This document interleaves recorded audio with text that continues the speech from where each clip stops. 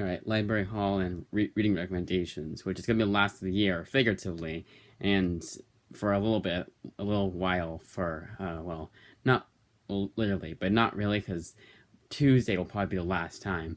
I have a whole stack of books I got for Christmas, and no one's happy that I had to get went to the library today. So Tuesday will probably be the last one. Even that's gonna be a gamble if I can go then. Like they act like so annoying. It's like it makes no sense why they would get that angry about it. They should know that like I'm still gonna read the books I got. It's just I need to get over my mentality that I have about the books. All right, so let's just get into it. First one up, and this is kind of funny. I had a lot of these are. I think actually two of these are.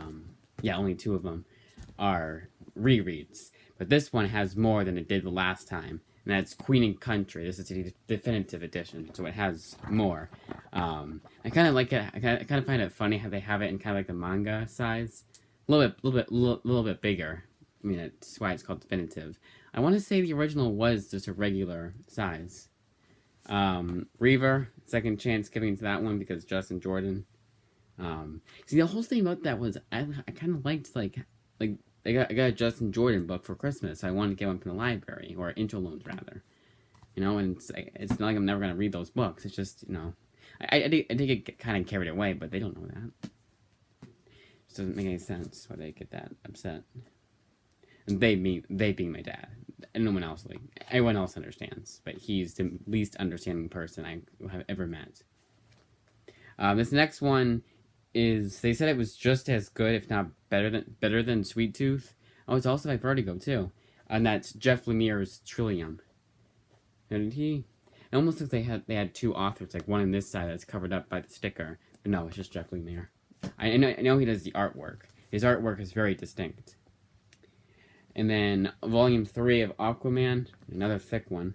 Let's see, is it 1624? It's about to fall. And then this one I know it got a lot of hate, and I'm not about to. And I haven't read it yet. I'm just curious what the fuss is about. I know the main reason why everyone hated it, but that's Heroes in Crisis by Tom King. I just it's free. It's the only way I would have read it. Then Afterlife with Archie, and Green Arrow. No Green Arrow book came in. That's why Tuesday. But yeah, no Green Arrow book came in. It was supposed to come in today. There was almost no excuse. But I think what happens is that, let's say Green Arrow was at the library 30 blocks away, or 30 miles away, and then the rest of these I just show you are like 3 miles away. They're going to go to the 3 miles away one first, and then, and then the 30-mile one next. And it just so happens that the other book was further away. I'm pretty sure that's what happens. Because I never take into account just how many libraries there are in my state. Because I've only been to one. Now, let's do the reading recommendations. Starting with Captain Marvel, right? No, sorry. Starting with New X-Men, which you didn't see Volume 2. Man, that's because I'm going to, at the very least, give it a break, but I'm probably not going to keep continuing with that series. That was the Academy X one, the Filipino one. It was just kind of boring. It had a very slow start, a pretty good middle, and then I would say middle end, like the third act was where it picked up, and then even at the end it wasn't too great. It had like one good issue that I really liked, and then that was the second to last one. No, the third to last one, and the last two were pretty good. Definitely better than the first 3 issues, but still not too great. So yeah, first half was pretty bad. Second half improved. But not one I'm going to get any more volumes of, I don't think. Even though I think the whole entire series, at least Academy X, is available at my local library. Next up is Captain Marvel. It was a bit better than the first volume. Oh yeah, I didn't review the first volume. What I didn't like with the first volume was that it was a bit too, like, not far-fetched, but it was, like, too weird for a Captain Marvel book. Although, she's a cosmic character. I just felt the characters that she met, the new characters, were very poorly written. They're kind of just boring characters. But this volume was a lot better. It gave me a lot more of what I actually kind of like from the Captain Marvel series than just, fast-paced action. You're not but it was still, I still understand why people don't like about Captain Marvel. But this was before she became super super hated. At that point, she was probably like Miss Mild hate. Like I'm sure she still had her haters, and I'm in the middle. Like I understand why people don't like her, and I kind of understand why people like her, but I'm never gonna buy a Captain Marvel book myself unless it's a grab bag or it's the older series or like the actually good Captain Marvel series. This is then it's the all new X-Men one. That was the one that got in like a 3.4, and it got more. It was the lesser of the two X-Men books, and that I liked it more. I thought it was just fast paced. It was fast paced. It wasn't too slow, and it didn't. There was nothing in it that was like extremely offensive that would offend someone that had grew up with the X-Men. They didn't do anyone a disservice, except for Laura Kinney X-23. But I think that's just how the character is now, and maybe like she changes over time, and from the point where she was introduced to now or whatever. But that's the only thing I guess I could say. There's a couple of cringy moments, like a lot of the jokes, and none of the jokes really landed. Um, but they weren't trying to be funny and it fell flat. No, they're just kind of trying to tell a story, and that was it. Which I gotta give them props for. Um, it was just and again, even though they don't have the rest of the series, it's not one I'm gonna buy myself. Not really even on sale, because I could just get something else, with that money. Um, Blue Exorcist. It was volume 4. I don't know, whatever volume. Let's see. Where is the book? I can't find it. Right here. Volume 5. Volume 5. I like with the Eternals book, I have to always check. Well, not always check, but I had to check to make sure I had the right one. Because it's just like, it's the next volume. I know what I'm getting when I get it, obviously. But I don't remember it, but it was good. It's a bit slower, I feel. I feel like they kind of like, the storyline has grinded to a halt. It was very fast paced. I keep saying fast paced. It was very there's no really slow parts, and it was kind of like again fast paced. I keep saying that. It's a word of the day for me. Hellsing I thought was just all right. I know it's a blasphemous thing to say because that's one of the best mangas apparently. I thought it was just okay. It wasn't a whole lot that I really enjoyed from it. It was kind of one that it was still like quick. It didn't take me too long to read each chapter, like some do. So it was always a quick book to read when it had I don't know. I'm saying so weird. Yubel is the next one. See, I don't have a lot to say about these books. Just this is good because it's like I want to make it more elaborate, but I can't. Yubel was probably one of the worst. Not I wouldn't say worst, but it was just it's very weird. It was too weird for me. It was too different, too odd. A lot of the dialogue is odd. A lot of the characters, all the stuff the characters do was just odd. It didn't make a whole lot of sense. It was still pretty good, but not one I don't think I'm gonna. I'll probably at the very least I'm gonna give it a break. I'm not gonna get the next volume, obviously. Today I didn't get it, but it was definitely better than New X-Men. If I was thinking of getting the next volume of New X-Men, again Academy X, I should specify it by that. Then I probably will get the next volume of Yubel. It was also really long. The first few chapters were 60 pages each, and you felt that length. The next one was Habibi, which I didn't finish. There you go. I usually don't do that. I usually power through it with New X-Men. I super stutter.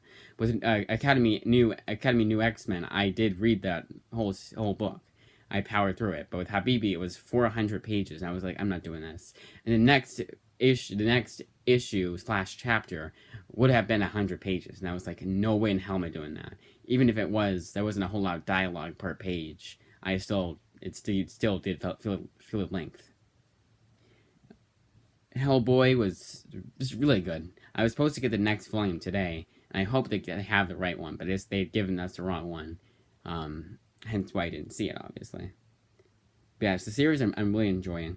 Captain America, the Captain, that one was we need a Mark Gruenwald omnibus of Captain America's run. On Mark Gruenwald's run in Captain America. It's gonna fall. What kind of sucks about it is that I've pretty much read what would be included in Volume 1, at least the first half or so. But, I wouldn't mind reading it again, obviously. It was really good. Like, it's pretty, I wouldn't say dark, but there's a lot of stakes for an older book like this. And you definitely feel like it's, like, the book is rated T+, and it is a T+ kind of book. Of course, a kid could read it just fine, but, like, it would, if it were a movie, it would be PG-13, and it would earn that rating. There's a lot of thematic elements that I feel like would never be in a Silver Age book. The Comics Code Authority would have a field day that had come out just like 10 years earlier. And there's no like language in it. No, it's just like the law of like it's thematic elements that older comics just weren't allowed to do, basically. And it's my super stutter again. And it perfectly not capulates, but like it's why I like comics in general, and in that age of comics too, like the late 80s, mid to late 80s to, well, now. Inhumans was a very, very, very slow start. The best way of explaining it, and there was a reviewer on Goodreads that like took the words right out of my mouth. Like that was like spot on how I felt about it. And it feels like a history, not a history book, but like a forget how he said it, but it was like the Marvel History Handbook, and they were just telling. That's what it was. It was like the Marvel Handbook in. I think at least it was not in comic form, and they just are telling you and not really showing you. It was a lot of narration and that kind of stuff, a lot of explaining and a lot of dialogue, and I feel like that just really hurt the book. But towards the middle, and then especially at the end, it does pick up a bit, but not too much. And it wasn't Peter Milligan. It wasn't Kurt Busiek. It was the other guy. No, because he did the Frontline. I don't know, but whoever wrote that book, he kind of is known for writing very, very slow burn books where there's a lot of dialogue and not a whole lot of action. He writes more like for a regular novel than for comics. Six Gun Volume 2. Really wish they had Volume 3, but they don't. I'll probably just end up buying it myself, because that's a series that I can't see myself not buying, I guess you'd say. Spider-Man and Deadpool Volume 4 was pretty lackluster. It was just another Spider-Man and Deadpool book. There was nothing to differentiate it from other books besides some of the characters they meet and just to end the story a bit. If you told me the story, I'd say, oh yeah, that's from this volume of Spider-Man and Deadpool. It's Volume 4. I actually said Volume 5. I keep stuttering. Not stuttering, but yeah, I keep stuttering. Alright, we're going to continue. Prophet Volume 2, one of those books that I was happy they didn't have Volume 3 of, or the next volume of. It was kind of funny, but I think it was just like too weird, too different, they were trying to like, they were acting like you should have known what was going on, and it's not what you should do with a book like this. They should make it understandable, at least somewhat understandable as to what's going on. And it's very hard to explain this. Extremely hard to explain, because Grant Morrison is known. This would be a book right up Grant Morrison's alley, and one that he would write. But with him, like, everyone talks normally. Yeah, sometimes they talk and the story is very weird, and sometimes they'll like talk about like stuff that doesn't make any sense, that. But like, yeah, at least you can kind of tell what's going on. Here, I had no idea, and it was just boring. At least the Grant Morrison book, I can tell you who the characters are at this given time and who each character is for the most part. Yeah, well, that too, because they tell you it's confusing. You don't understand what's going on, but like it's not completely confusing. And if it is, you're at least along for the ride for the most part. Archie Volume 6, another series I'm sad to see go, because it was really good. But it was just the end of Mark Waid's run. I may give it's a lot of noise. I may give the Archies not a second chance. I may give The Archies as my next book. I know I'm saying like so weird like that. I'm kind of distracted. Like, the Archies might be the next one I read, but it's not written by what's his face, Mark Waid. And finally, Thor. A lot better than I remember it being. The third volume was one I absolutely hated the first time I read it, but this time I liked it a lot more.